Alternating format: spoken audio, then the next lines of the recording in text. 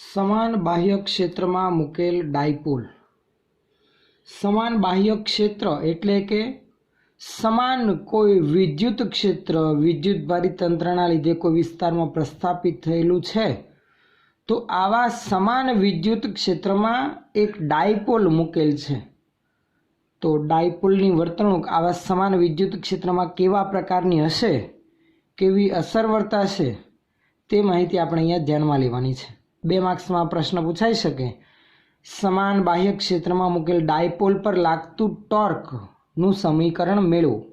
તો આપણે આગળની થિયરી જે હમણાં ધ્યાનમાં લઈએ એ લખવાની રહે. 2 અથવા તો 3 માર્ક્સમાં પણ પૂછાઈ શકે. એકદમ સરળ પ્રશ્ન, એકદમ સરળ ટોપિક. આના આધારિત શોર્ટ ક્વેશ્ચન MCQ પણ બની શકે મિત્રો, એટલે ખાસ જરાક ધ્યાનથી સમજવું. આપણે અહીંયા 2 વસ્તુ ધ્યાનમાં લઈશું. એક સમાન બાહ્ય ક્ષેત્રમાં મૂકેલ ડાયપોલ અને ત્યારબાદ નાની એવી સમજૂતી સમાનના બદલે અસમાન બાહ્ય ક્ષેત્રમાં મૂકેલ ડાયપોલની વાત કરીશું. પહેલાં તો નાની એવી ચર્ચા આગળ વધારી કે સમાન બાહ્ય ક્ષેત્ર એટલે શું અને અસમાન બાહ્ય ક્ષેત્ર એટલે શું.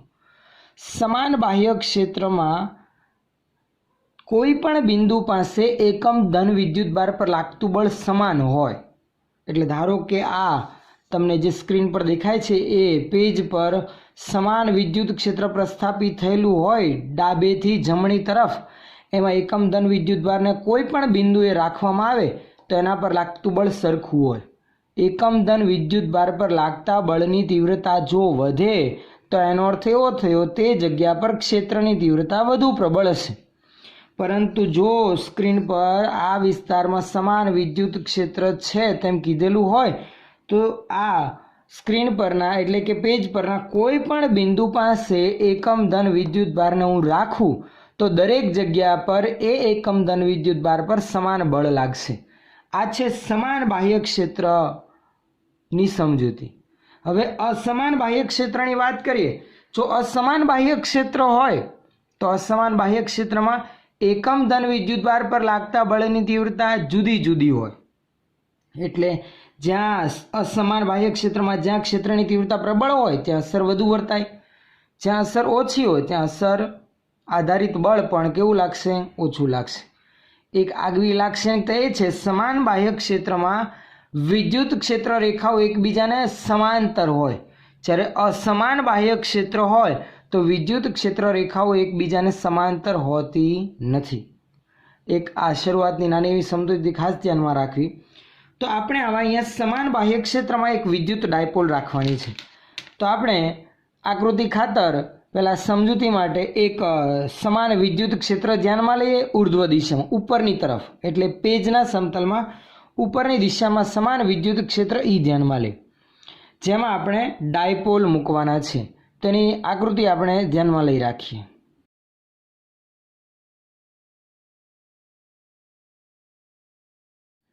તો મિત્રો આગળ આકૃતિમાં તમે જોઈ શકો છો સમાન બાહ્ય ક્ષેત્ર ઉપરની તરફ આપણે દર્શાવેલ છે. સમાન બાહ્ય ક્ષેત્રનું મૂલ્ય જેટલું છે. આ સમાન બાહ્ય ક્ષેત્રમાં એક ડાયપોલ રાખેલી છે. ડાયપોલ જેમાં 2 વિદ્યુતભાર હોય, વિજાતીય પ્રકારના હોય, એક ધન હોય એક ઋણ હોય, બંને સમાન મૂલ્યના હોય, એકબીજાથી પરિમિત અંતરે ગોઠવાયેલા હોય. ધ્યાનમાં લીધેલી ડાયપોલ મિત્રો એવી છે કે જેની ડાયપોલ મોમેન્ટ 2aq જેટલી છે. આવી ડાયપોલની ડાયપોલ મોમેન્ટ આગળ આપણને ભણી ગયા તેમ ખ્યાલ જ છે કે ડાયપોલની ડાયપોલ મોમેન્ટ ઋણ વિદ્યુતભારથી ધન વિદ્યુતભાર તરફની દિશામાં હોય, એટલે -q થી +q તરફ. આ ડાયપોલની ડાયપોલ મોમેન્ટ પીની દિશા, આ તરફની દિશામાં ડાયપોલ મોમેન્ટ છે. 2 વિદ્યુતભારો વચ્ચેનું અંતર સ્વાભાવિક રીતે 2a જેટલું જ આપણે ધ્યાનમાં લઈએ છીએ, પણ ડાયપોલના કેન્દ્રથી બિંદુવત વિદ્યુતભાર એવા -q અને +qના અંતરો ટોટલ અંતર 2a, તો અડધું અડધું આ બાજુ કેન્દ્રથી -qનું અંતર એ જ રીતે કેન્દ્રથી +qનું અંતર પણ એ જેટલું થશે. ધારો કે ધ્યાનમાં લીધેલી ડાયપોલ વિદ્યુત ક્ષેત્ર કે જેમાં તેને રાખેલ છે એની સાથે થીટા ખૂણે ગોઠવાયેલ છે. આ ડાયપોલ મોમેન્ટ p અને વિદ્યુત ક્ષેત્ર વચ્ચેનો ખૂણો મિત્રો અહીંયા કેટલો ધ્યાનમાં લીધેલો છે આપણે, તો કે ધ્યાનમાં લીધેલો ખૂણો છે અહીંયા થીટા જેટલો. અહીંયા સમાન બાહ્ય ક્ષેત્રમાં બંને વિદ્યુતભારો પર બળ લાગશે. વિદ્યુત ક્ષેત્રની અસર હેઠળ વિદ્યુતભારો પર બળ લાગે જ. એમાં અહીંયા ઋણ વિદ્યુતભાર અને ધન વિદ્યુતભાર છે, બંને પર બળ લાગવાના છે. બંને વિદ્યુતભારના મૂલ્ય સમાન છે તથા સમાન બાહ્ય ક્ષેત્ર છે, એટલે કે બંને વિદ્યુતભાર પર લાગતું બળ એક સમાન હશે. કેટલા મૂલ્યોનું અને કઈ દિશામાં, એના માટે આગળ વધીએ. ઋણ વિદ્યુતભાર પર સમાન બાહ્ય ક્ષેત્ર ઈમાં લાગતું બળ. આગળ આપણે ભણી ગયા ઈ જેટલા વિદ્યુત ક્ષેત્રમાં ક્યુ વિદ્યુતભારિત કણ પર લાગતું બળ એફ બરાબર ક્યુઈ પરથી મળે. તો ઋણ વિદ્યુતભાર પર ઈ બાહ્ય ક્ષેત્રમાં લાગતું બળ ક્યુઈ જેટલું જ, પરંતુ ઋણ વિદ્યુતભાર હોવાથી મિત્રો આગળ આપણે વાત કરીએ એમ ઋણ વિદ્યુતભાર પર હંમેશા બળ વિદ્યુત ક્ષેત્રની વિરુદ્ધ દિશામાં લાગે. વિદ્યુત ક્ષેત્ર ઉપર છે તો ઋણ વિદ્યુતભાર પર લાગતું બળ આવશે મિત્રો નીચેની દિશામાં. તો દર્શાવી રાખીએ માઇનસ ક્યુ વિદ્યુતભાર પર લાગતું બળ નીચેની તરફ ક્યુ ઈ જેટલું. એ જ રીતે પ્લસ ક્યુ વિદ્યુતભાર પર લાગતું બળ તો કે ઋણ વિદ્યુતભાર પર ક્ષેત્રની વિરુદ્ધ દિશામાં લાગે. ધન વિદ્યુતભાર પર ક્ષેત્રની દિશામાં જ બળ લાગે. કેટલું લાગશે તો કે એફ બરાબર ક્યુઈ અનુસાર પ્લસ ક્યુઈ જેટલું બળ ઉર્ધ્વ દિશામાં લાગશે. આ પ્લસ ક્યુઈ અને આ બળ માઇનસ ક્યુઈ. બંને બળોના મૂલ્ય સમાન છે મિત્રો, જોઈ શકો છો ક્યુઈ અને ક્યુઈ, માત્ર દિશા પરસ્પર વિરુદ્ધ છે. જો ડાયપોલ પર લાગતું કુલ બળની વાત કરીએ તો બે બળો સમાન મૂલ્યના વિરુદ્ધ દિશાના, તો પરિણામી બળ શૂન્ય થયું. પરંતુ બંને બળો એક જ બિંદુ પર નથી લાગતા, પરસ્પર વિરુદ્ધ દિશામાં જુદા જુદા જગ્યાઓ પર સ્થાનો પર લાગે છે. આથી બે સમાન મૂલ્યના પરસ્પર વિરુદ્ધ દિશાના તથા એક રેખસ્થ નથી, સમાંતર છે પણ એક રેખસ્થ નથી, આવા બળોની અસરના લીધે ડાયપોલ પર ટોર્ક લાગશે. આગળ આપણે ભણી ગયા ચાકગતિવાળા ચેપ્ટરમાં બળયુગ્મની રચના ધ્યાનમાં લીધેલી હતી.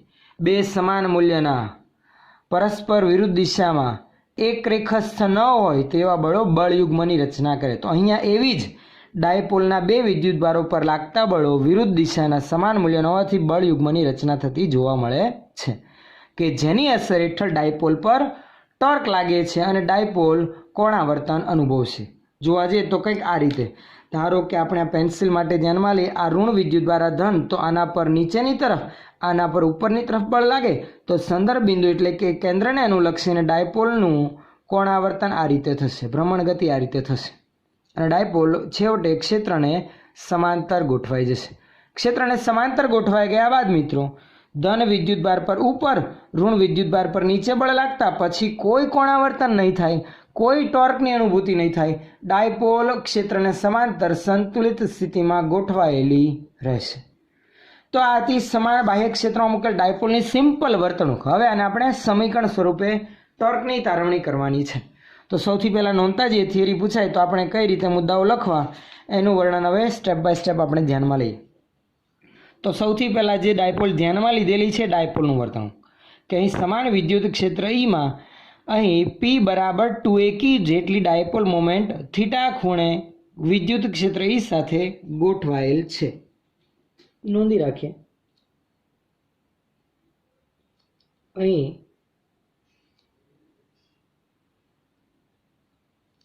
સમાન બાહ્ય ક્ષેત્ર ઈમાં એક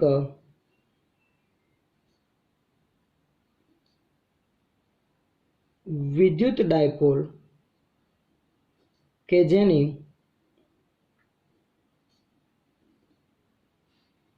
ડાયપોલ મોમેન્ટ P બરાબર 2aq છે તેને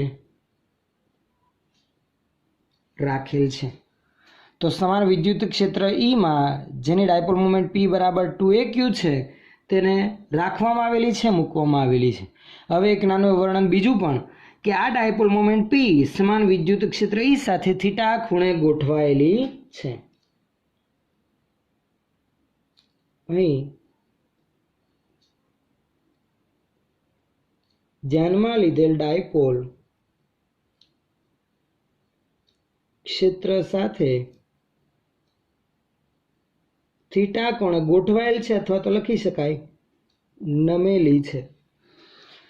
આ કારણોના લીધે ઋણ વિદ્યુત ભાર અને ધન વિદ્યુત ભાર પર લાગતા બળો જોઈ શકાય છે સમાન મૂલ્યના છે અને વિરુદ્ધ દિશામાં છે. કેટલા મૂલ્યના છે એનો પણ ઉલ્લેખ કરી રાખીએ. આથી -q વિદ્યુત ભાર પર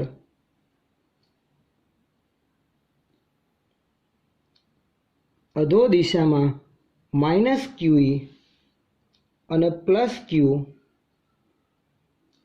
વિદ્યુત ભાર પર ઉર્ધ્વ દિશામાં +QE જેટલું બળ લાગે છે. તો જે આપણે આગળ ચર્ચા કરીએ એમ આ કારણોના લીધે ઋણ અને ધન પર -Q અને +Q જેટલા બળો નીચે અને ઉપરની તરફ લાગે છે. અહીં ક્લિયર ખ્યાલ આવે છે બંને બળોના મૂલ્યો સમાન છે તથા પરસ્પર વિરુદ્ધ દિશાના છે.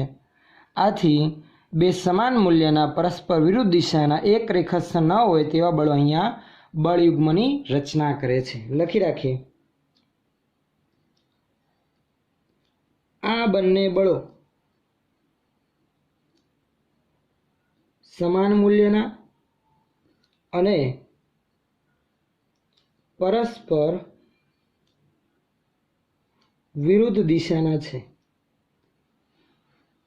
પરંતુ તેઓ એક રેખસ્થ ન હોવાથી બળયુગ્મની રચના કરે છે. એક રેખસ્થ નથી, જુદી જુદી રેખાઓ પર જુદા જુદા સ્થાને લાગે છે. સમાંતર છે પણ એક રેખસ્થ નથી. આથી શેની રચના કરશે? બળયુગ્મની રચના કરે છે. અને આ બળયુગ્મની રચના આધારિત આ વિદ્યુત ડાયપોલ પર ટોર્ક લાગે છે. આથી ડાયપોલ પર લાગતું ટોર્ક બળયુગ્મની રચના આધારિત ગણતરી કરવા જઈએ તો બળયુગ્મ આધારિત લાગતું ટોર્ક અથવા તો કહી શકાય બળયુગ્મની ચાક માત્રા આધારિત ટોર્કની ગણતરી આપણે આ રીતે કરતા હતા. બેમાંથી કોઈ એક વિદ્યુત ભાર પર લાગતું બળ અને બે બળ વચ્ચેનું લંબંતર. આ બંને બળો વચ્ચેનું લંબંતર એટલે આ ગણવાનું રહેશે. પરપેન્ડિક્યુલર રહેતું અંતર, લંબંતર. તો નોંધ લખી રાખીએ પહેલાં ને પછી લંબંતરની ગણતરી સમીકરણ સ્વરૂપે આપણે લખી રાખીએ. આથી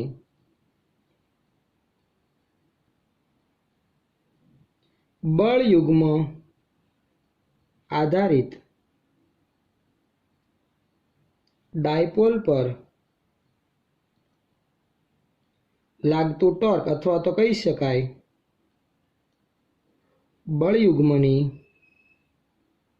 ચાક માત્રા ટોર્ક ટાઉ બરાબર બેમાંથી કોઈ એક બળનું મૂલ્ય, બેમાંથી કોઈ એક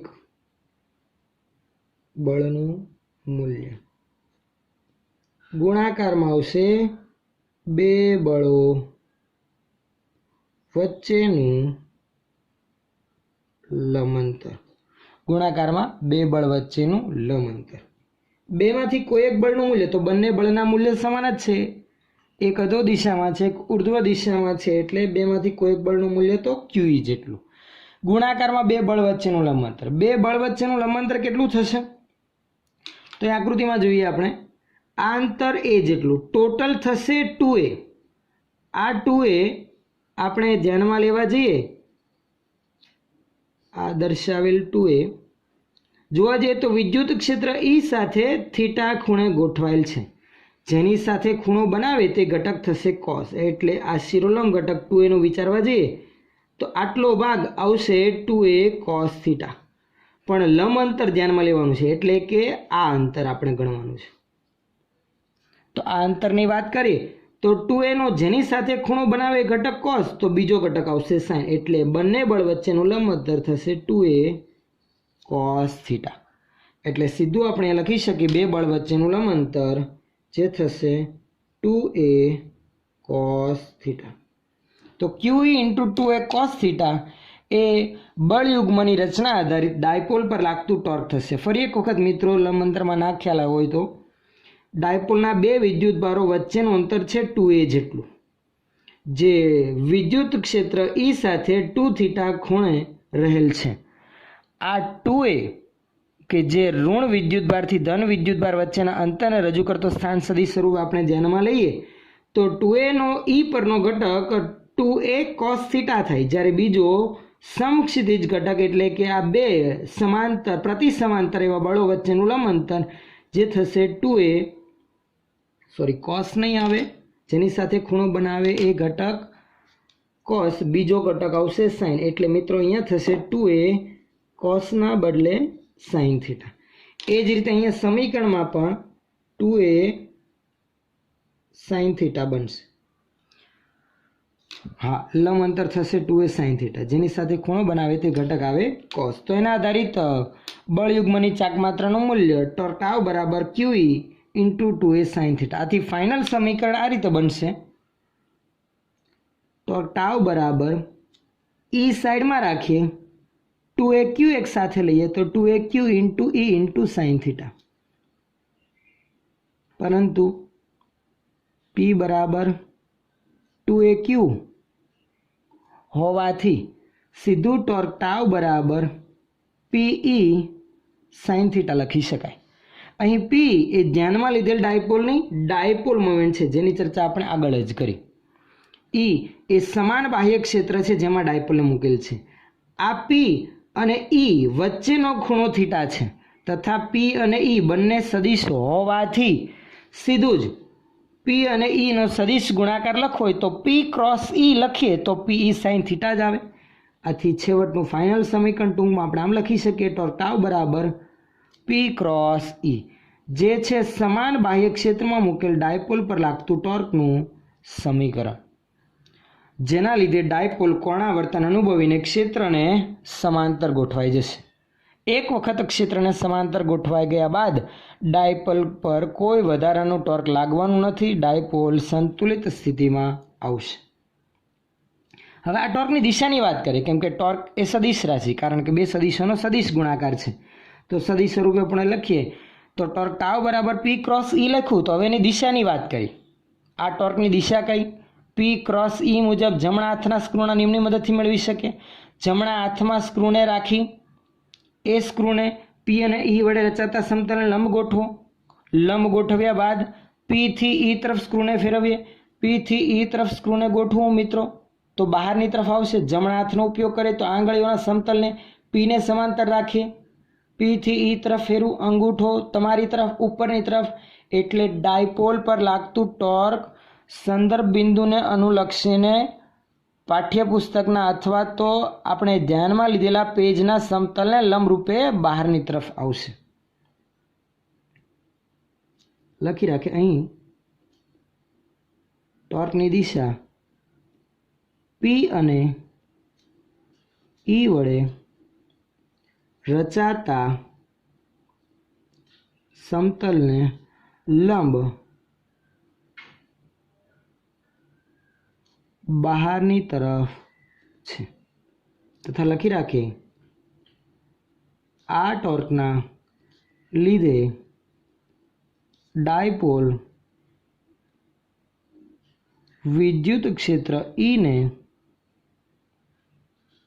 સમાંતર ગોઠવાઈ જશે અને ત્યારબાદ તેના પર કોઈ ટોર્ક લાગશે નહીં, એટલે કે સંતુલિત સ્થિતિમાં આવી જશે. તો આ તું સમાન બાહ્ય ક્ષેત્રમાં વિદ્યુત ડાયપોલ પર એટલે કે દ્વિધ્રુવી પર લાગતું ટોર્ક, જેનું સમીકરણ ટોર્ક ટાઉ બરાબર P ક્રોસ E જેટલું મળી આવે છે. P ક્રોસ E એટલે P sin થીટા, જ્યાં P ધ્યાનમાં લીધેલ ડાયપોલની ડાયપોલ મોમેન્ટ જે P બરાબર 2aq અનુસાર ધ્યાનમાં લેવાતી હોય છે. E સમાન બાહ્ય ક્ષેત્ર અને થીટા P અને E વચ્ચેનો ખૂણો. આના આધારિત મિત્રો શોર્ટ ક્વેશ્ચન અથવા તો MCQ નાના પૂછાઈ શકે કે સમાન બાહ્ય ક્ષેત્રમાં લાગતા ડાયપોલ પરના ટોર્કની ગણતરી કરો તો આપણે ટાઉ બરાબર P ક્રોસ E સમીકરણનો ઉપયોગ કરવાનો રહે.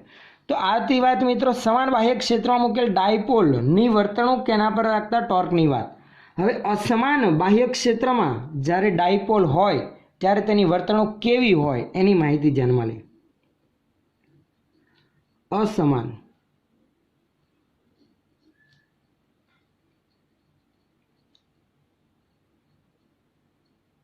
બાહ્ય ક્ષેત્રમાં ડાયપોલ. અસમાન બાહ્ય ક્ષેત્રમાં ડાયપોલ હોય ત્યારે કેવા પ્રકારની વર્તણૂક એની જોવા મળશે? સમાન બાહ્ય ક્ષેત્ર હોય તો મેં આગળ તમને વાત કરી, સમાન બાહ્ય ક્ષેત્ર એટલે એવા બાહ્ય ક્ષેત્રમાં કોઈ પણ બિંદુ પાસે એકમ ધન વિદ્યુતભાર પર લાગતું બળ સરખું હોય, પણ અસમાન બાહ્ય ક્ષેત્રમાં એકમ ધન વિદ્યુતભાર પર જુદા જુદા બિંદુ પાસે લાગતું બળનું મૂલ્ય જુદું જુદું, એટલે કે વધતું ઘટતું બળ લાગતું હોય, કોઈક જગ્યા પર વધારે કોઈક જગ્યા પર ઓછું. આથી પરિણામી બળની અસર જુદી જુદી વર્તાતી હોય છે. આવા અસમાન બાહ્ય ક્ષેત્રમાં ડાયપોલ રાખવામાં આવે ત્યારે કેવા પ્રકારની અસર નોંધાય તેની ચર્ચા આપણે આગળ વધારી. એ પહેલાં ટેક્સ્ટ બુકમાં તમને એક બીજી પણ આકૃતિ દર્શાવેલી છે કે ડાયપોલની ડાયપોલ મોમેન્ટ P અને વિદ્યુત ક્ષેત્ર E એકબીજાને સમાંતર હોય અને પ્રતિ સમાંતર હોય ત્યારે ડાયપોલ પર લાગતું પરિણામી બળ કઈ દિશામાં છે એની માહિતી દર્શાવતી એક આકૃતિ દર્શાવેલી છે, જે હું અહીંયા દર્શાવી રાખું સાઈડમાં, જેથી તમને ખ્યાલ આવે. તો મિત્રો આપણે શરૂઆતમાં P અને E એકબીજાને સમાંતર એવી સ્થિતિ ધ્યાનમાં લઈ. ધારો કે આ છે અહીંયા શરૂઆતમાં આપણે ધ્યાનમાં લઈએ અહીંયા ઋણ વિદ્યુતભાર અને અહીંયા છે ધારો કે ધન વિદ્યુતભાર. વિદ્યુત ક્ષેત્રની દિશા ડાયપોલ મોમેન્ટ P ને શરૂઆતમાં સમાંતર ધ્યાનમાં લઈ, એટલે આ છે વિદ્યુત ક્ષેત્ર E ની દિશા. આ ઋણ અને આ ધન વિદ્યુતભાર, આ માઇનસ ક્યુ, આ પ્લસ ક્યુ. ડાયપોલ મોમેન્ટની વાત કરીએ તો ડાયપોલ મોમેન્ટ P ની દિશા બંને વિદ્યુતભારને જોડતી રેખા પર ઋણ વિદ્યુતભારથી ધન તરફ હોય. આ છે ડાયપોલ મોમેન્ટ P ની દિશા. અહીં P અને E પહેલા કિસ્સામાં એકબીજાને સમાંતર હોય તેની આપણે આકૃતિ દર્શાવી. હવે મિત્રો ઋણ અને ધન વિદ્યુતભાર પર લાગતા બળની વાત કરીએ. ઋણ અને ધન વિદ્યુતભારમાં ઋણ વિદ્યુતભાર પર લાગતું બળ ક્ષેત્રની વિરુદ્ધ દિશામાં, ખાસ યાદ રાખવું. આથી ઋણ વિદ્યુતભાર પર ક્ષેત્રની વિરુદ્ધ દિશામાં એટલે કે આ દિશામાં બળ લાગશે, માઇનસ ક્યુ જેટલું બળ. તથા ધન વિદ્યુતભાર પર લાગતું બળ ક્ષેત્રની દિશામાં એટલે કે આ દિશામાં બળ લાગશે. કેટલું? તો કે પ્લસ ક્યુ જેટલું બળ. તો આવી સ્થિતિમાં અસમાન બાહ્ય ક્ષેત્ર હોય તથા P અને E એકબીજાને સમાંતર હોય તો કુલ બળ કઈ દિશામાં લાગશે? તો મિત્રો હંમેશા એટલું યાદ રાખવું, અસમાન બાહ્ય ક્ષેત્રમાં ડાયપોલ પર લાગતું કુલ બળ હંમેશા જે દિશામાં ક્ષેત્રની અસર વધુ વર્તાતી હશે, વધતું ક્ષેત્ર હશે, તે દિશામાં અનુભવાશે. વિદ્યુત ક્ષેત્રની દિશા દર્શાવી. ધારો કે વિદ્યુત ક્ષેત્રની વધતી દિશા એ તરફ છે, તો લખી રાખીએ વધતા ક્ષેત્રની દિશા જે છે આ તરફ. આ વધતા ક્ષેત્રની દિશા છે. વધતા ક્ષેત્રની દિશામાં ધન વિદ્યુતભાર પર લાગતું બળ ઋણ કરતાં વધુ હશે. આથી ડાયપોલ પર લાગતું પરિણામી બળ વધતા ક્ષેત્રની દિશામાં એટલે કે ધન વિદ્યુતભાર પર લાગતા બળની દિશામાં છે. એટલે લખી રાખીએ કે કુલ બળની દિશા આગળ આપણે દર્શાવી વધતા ક્ષેત્રની દિશામાં જ લાગશે, આ દિશામાં. કયા કારણથી કુલ બળની દિશા એ આવી મિત્રો? ફરી એક વખત જુઓ, ધન અને ઋણ પર લાગતા બળો પરસ્પર વિરુદ્ધ છે. ડાયપોલ મોમેન્ટની દિશા ક્ષેત્રને સમાંતર છે. હવે વધતા ક્ષેત્રની દિશા જો હું આ દિશામાં ધ્યાનમાં લઉં એટલે આ બાજુ ક્ષેત્રની તીવ્રતા વધુ હોય તો ધન પર પરિણામી બળ વધુ લાગે ઋણની સરખામણીમાં. આથી ધન પર જે દિશામાં બળ લાગશે ડાયપોલ એ દિશામાં ધકેલાશે. આથી કુલ બળની દિશા આ દિશામાં હશે. હવે જો P અને E પરસ્પર વિરુદ્ધ દિશામાં હોય એવી એક માહિતી ધ્યાનમાં લઈએ. ધારો કે હું અહીંયા ધન લઉં અને અહીંયા ઋણ વિદ્યુતભાર લઉં. આ પ્લસ ક્યુ અને આ માઇનસ ક્યુ નોંધી રાખીએ. વિદ્યુત ક્ષેત્રની દિશા તો એની જ ધ્યાનમાં લઈએ. આ બાજુ જ છે વધતા ક્ષેત્રની દિશા, પણ અહીંયા છે હવે પ્લસ ક્યુ, અહીંયા છે માઇનસ ક્યુ. ડાયપોલ મોમેન્ટની દિશા બે વિદ્યુતભારોને જોડતી રેખા પર ઋણ વિદ્યુતભારથી ધન વિદ્યુતભાર તરફ, આ માઇનસ ક્યુ થી પ્લસ ક્યુ તરફ, એટલે કે આ દિશામાં. આ ડાયપોલ મોમેન્ટ P ની દિશા. આ છે વિદ્યુત ક્ષેત્રની દિશા. આ બીજો ભાગ આપણે ધ્યાનમાં લઈએ છીએ. હવે જોવા જઈએ તો ધન વિદ્યુતભાર પર લાગતું બળ ક્ષેત્રની દિશામાં જ હોય. હંમેશા દર્શાવી રાખું છું ક્ષેત્રની દિશામાં ધન પર લાગતું બળ આ દિશામાં આવશે પ્લસ ક્યુ ઋણ વિદ્યુત ભાર પર લાગતું બળ ક્ષેત્રની વિરુદ્ધ દિશામાં એટલે કે આ દિશામાં માઇનસ ક્યુ.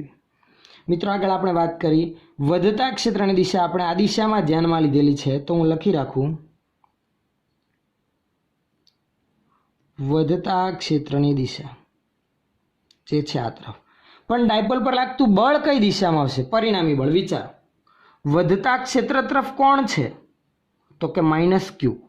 એટલે માઇનસ ક્યુ પાસે ક્ષેત્રની અસર વધુ પ્રબળ છે એટલે માઇનસ ક્યુ પર જે દિશામાં બળ લાગશે એ દિશામાં પરિણામી બળ લાગતું હશે કારણ કે માઇનસ ક્યુ પર લાગતું બળ પ્લસ ક્યુ કરતાં વધુ હશે એટલે આ દિશામાં બળ લાગતું હોવાથી આ ડાયપોલ પર લાગતું કુલ બળ વધતા ક્ષેત્રમાં જે દિશામાં બળ લાગે એ દિશામાં એટલે કે ડાબી તરફ આવશે. આથી લખી રાખીએ કુલ બળની દિશા આવશે ડાબી તરફ. આ ખાસ ધ્યાનમાં લેવું. આ જ અસર આધારિત મિત્રો આપણે એક પ્રયોગ નાના હતા ત્યારે કરેલો હોય કે માથામાં જ્યારે વાળ સૂકા હોય ત્યારે કાસ્કો પ્લાસ્ટિકનો ઘસીએ અને પછી એ ઘસેલા કાસ્કાને કાગળના ટુકડાની નજીક લાવીએ તો આપણને કાગળના ટુકડા એ કાસ્કા આધારિત આકર્ષાતા હોય એવું આપણે અનુભવીએ છીએ. તો એની પાછળનું મેઇન કારણ પણ આ જ છે. અસમાન બાહ્ય ક્ષેત્રમાં ડાયપોલ પર વધતા ક્ષેત્રની દિશામાં બળ લાગે છે. આ કારણોથી કાગળના ટુકડાઓ એ કાસ્કાના ખાંચાઓ તરફ આકર્ષાય છે. આકૃતિ સ્વરૂપે હું ધ્યાનમાં લઉં માહિતી તો કંઈક આ રીતે સમજી શકાય. જુઓ, ધારો કે એક કાસ્કાની આકૃતિ આપણે દર્શાવી કે જે કાગળના ટુકડાઓ સાથે ઘસેલ છે, માથાના વાળમાં ફેરવેલ છે, કાગળના ટુકડાઓ સાથે નહીં. ધારો કે છે કાસ્કાના દાંતિયાઓ. આ કાસ્કાના ભાગને આપણે માથાના સૂકા વાળમાં ફેરવેલ છે તેમ ધ્યાનમાં લઈએ. ઘર્ષણના લીધે આ ખાંચાઓ પર ઋણ વિદ્યુત ભાર પ્રેરિત થાય છે. માથાના સૂકા વાળમાં જ્યારે આ કાસ્કાને ફેરવવામાં આવે છે ત્યારે ઘર્ષણના લીધે એના પર ઋણ વિદ્યુત ભાર પ્રેરિત થાય છે. આ પ્રેરિત થયેલો વિદ્યુત ભાર અવાહક પદાર્થ હોવાથી તેની સપાટી પર જ રહેશે, પરંતુ ઋણ વિદ્યુત ક્ષેત્ર છે એટલે ઋણ વિદ્યુત ભારનું ક્ષેત્ર છે. ઋણ વિદ્યુત ભારનું ક્ષેત્ર ત્રિજ્યાવર્તી અંદર તરફ હોય તો હું જરાક આ ભાગ પાસે વિદ્યુત ક્ષેત્રની દિશા દર્શાવું તો કંઈક આ રીતે ત્રિજ્યાવર્તી અને અંદર તરફ, ત્રિજ્યાવર્તી અને અંદર તરફ. વિચારજો મિત્રો, આ વિદ્યુત ક્ષેત્રની દિશા છે. જ્યારે કાસ્કાને માથાના વાળમાં ફેરવ્યો ત્યારે આ પ્રકારની અસર ઊભી થઈ. આ ક્ષેત્ર રેખાઓ દર્શાવેલ છે. હવે જ્યારે આવા અસમાન ક્ષેત્રમાં, જો અસમાન ક્ષેત્ર નથી, ક્ષેત્ર રેખાઓ એકબીજાને સમાંતર નથી, અહીંયા નજીકમાં ગીચતા વધુ છે, દૂર જતાં ગીચતા ઓછી થતી જાય છે. આ સમાન ક્ષેત્ર હતું, ક્ષેત્ર રેખાઓ એકબીજાને હંમેશા સમાંતર જ હોય. આ અસમાન ક્ષેત્ર છે જે આ કાસ્કાને સૂકા વાળમાં ફેરવાથી ઉત્પન્ન થયું વિદ્યુતભાર પ્રેરિત થવાના લીધે. હવે જ્યારે આવા અસમાન ક્ષેત્રમાં કાગળના ટુકડાને નજીક લાવવામાં આવે ત્યારે કાગળના ટુકડામાં ડાયપોલ મોમેન્ટ પ્રેરિત થાય. ઋણ વિદ્યુતભારની નજીક ધન વિદ્યુતભાર ધકેલાય અને ઋણ વિદ્યુતભાર દૂરની તરફ ધકેલાશે. આ રીતે ધન અને ઋણ વિદ્યુતભારના કેન્દ્રો છૂટા પડ્યા. ડાયપોલ મોમેન્ટ પ્રેરિત થઈ આ કાગળના ટુકડામાં. આ છે કાગળનો ટુકડો.